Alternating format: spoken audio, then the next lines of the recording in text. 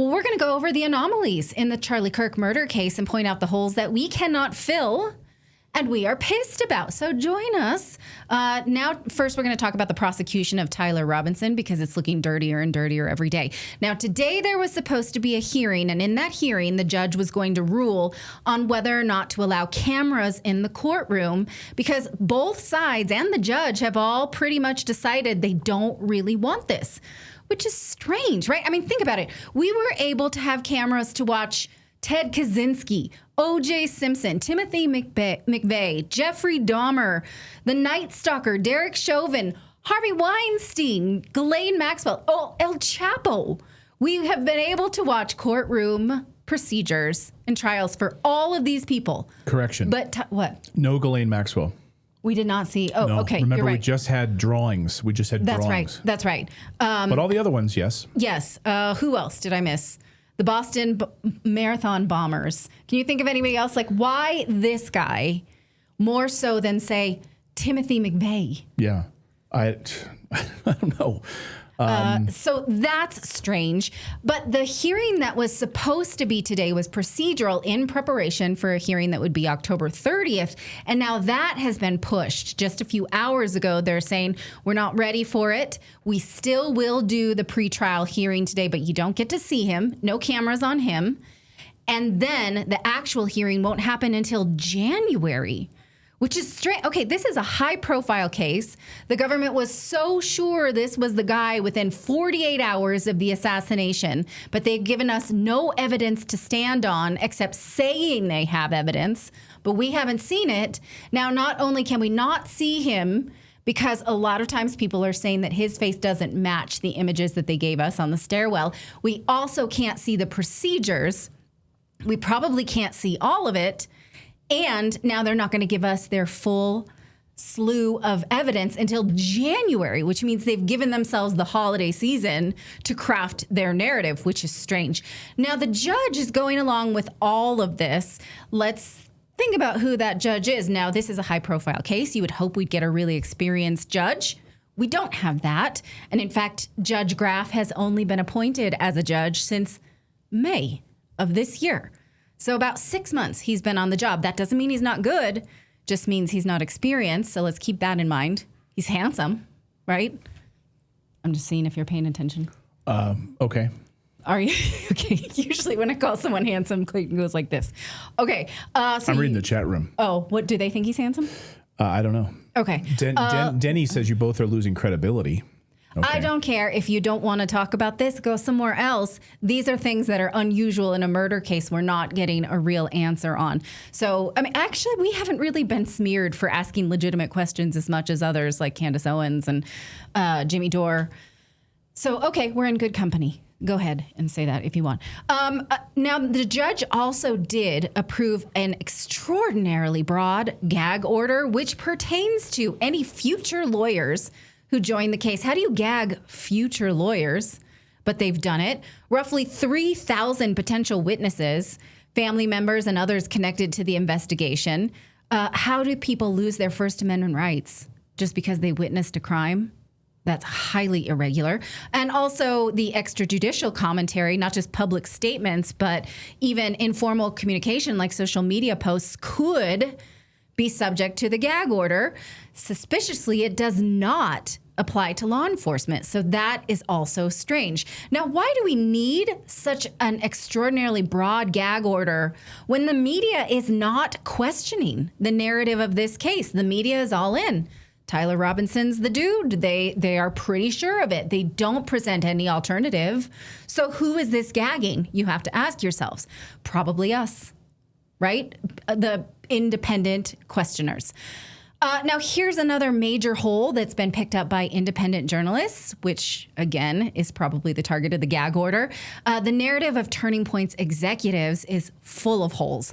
Now, you may recall this guy who spoke at Charlie Kirk's memorial right after the assassination. Pastor Rob McCoy was saying, hey, Candace Owens questioning this is strange. Charlie would never have done that. He would have been a good friend to her. So what he thinks is a good friend is not caring how someone is assassinated.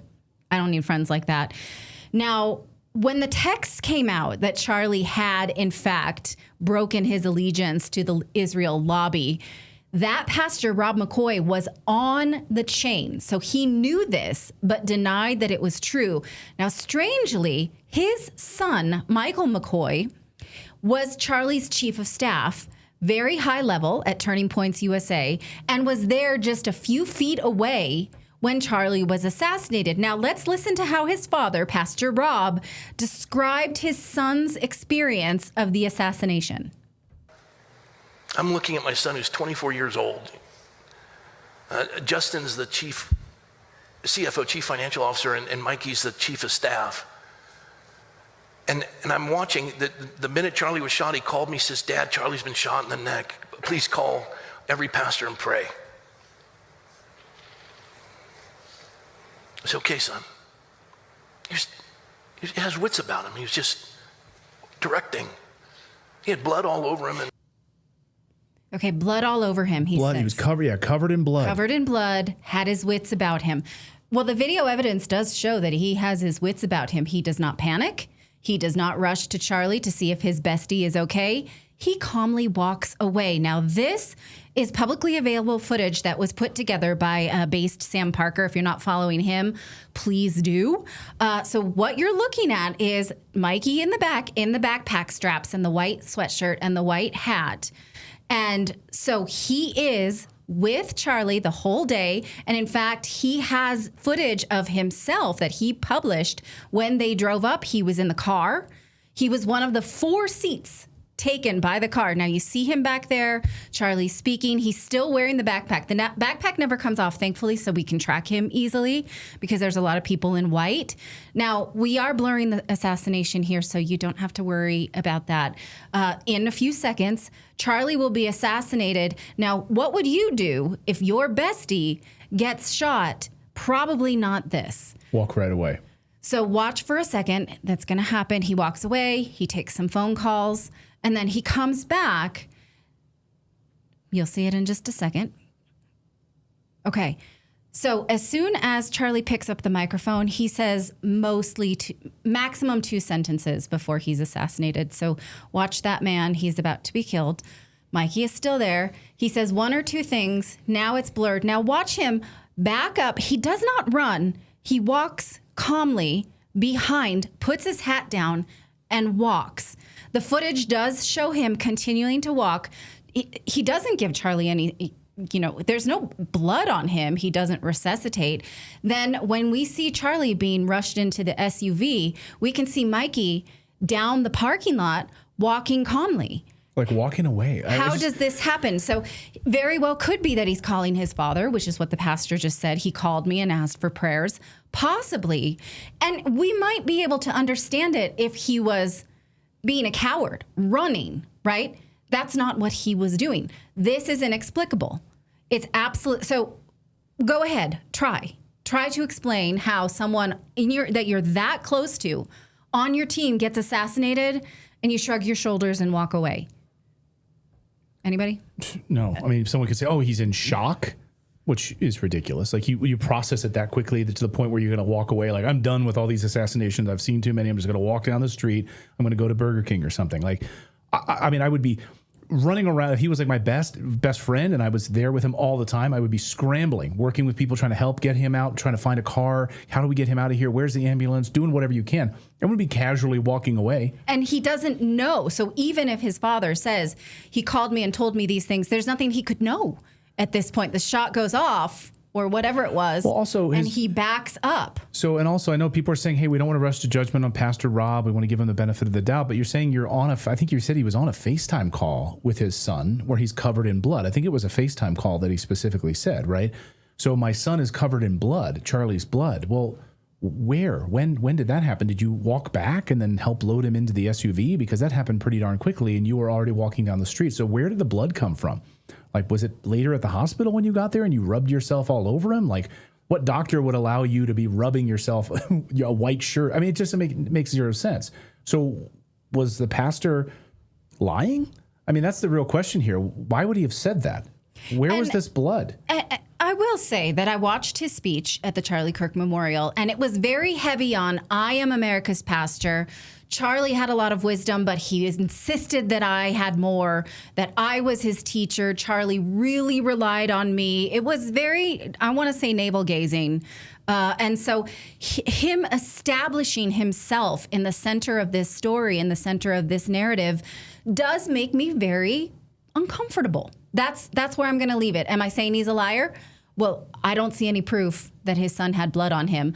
Neither of the McCoys have responded to explain this. I have a feeling now that Candace Owens is coming back from vacation, that's only going to get worse for them. So again, we're not presenting anything to fill these holes. We are showing you the holes right now because we can. One other big hole, and this is emerging, and Ryan's going to be on the show this week, I believe. Simon, can you confirm that? I believe that's the case. But anyway, this emerged, an eyewitness to this shooting, filming this in 4K high-definition video using an iPhone.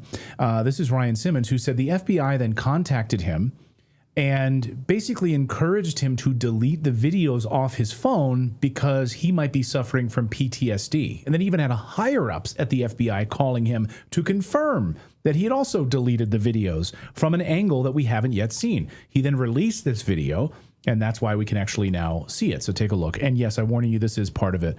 Take a look. Originally, when I sent this video into the FIB. Or not counting gang violence. Great.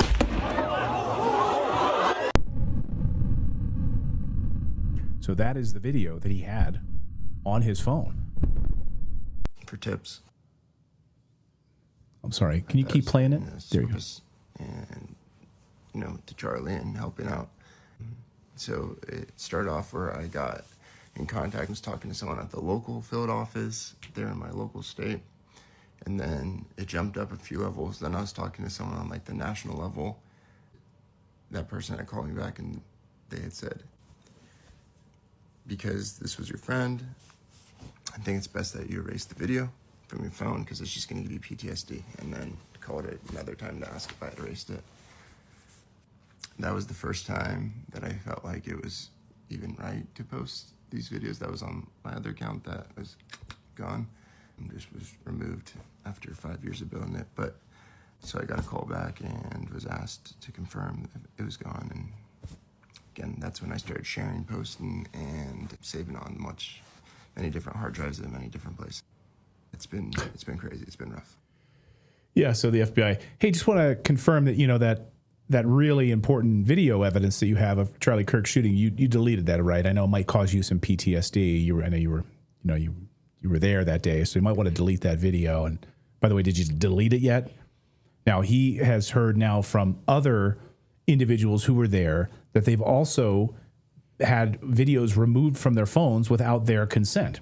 We haven't independently been able to verify this, but he's been hearing from others who were there that day who had videos erased, gone. Watch. Can someone explain to me how you can literally have stuff on your phone, have a couple posts that you post on TikTok, still have 20 other videos that you've luckily saved on hard drives that aren't connected to the internet, and then they're all just gone from your phone? They're erased from your phone? Guys, you guys keep asking. We haven't seen anyone from this angle. People aren't talking from this angle. People aren't talking and posting their footage. People's footage is getting erased off their phones. People are being silenced. People are being targeted, and it's getting crazy, guys. I don't know where this comes from or what's going on, but yesterday I thought it was an overload because of the followers and comments and all this stuff like that, so I had to turn off my notifications. And then later on, when I assessed the situation, I figured out, no, my phone turning different colors and feeling like it's lagging when I'm typing and all this weird stuff, and watching it type different things that I'm not typing, just a bunch of strange things. I know I sound like a cuckoo when I'm saying this, but woke up today and a bunch of my videos are gone, not from TikTok, from my library. So luckily I have one of my hard drives with them, and I'm gonna getting every video that I can out to you guys. Please save them, screen record them, spread them, do everything. Can you imagine? Literally. We're going to have, by the way, Ryan's going to be on the show on Wednesday here to talk about this and what he's been experiencing. Unbelievable. Yesterday, I had my kids. I was like, I'm doing my backup that I do every quarter. This is where it's kept. If something's happened to mommy, this is important. You need to own your own data. The cloud is not your friend.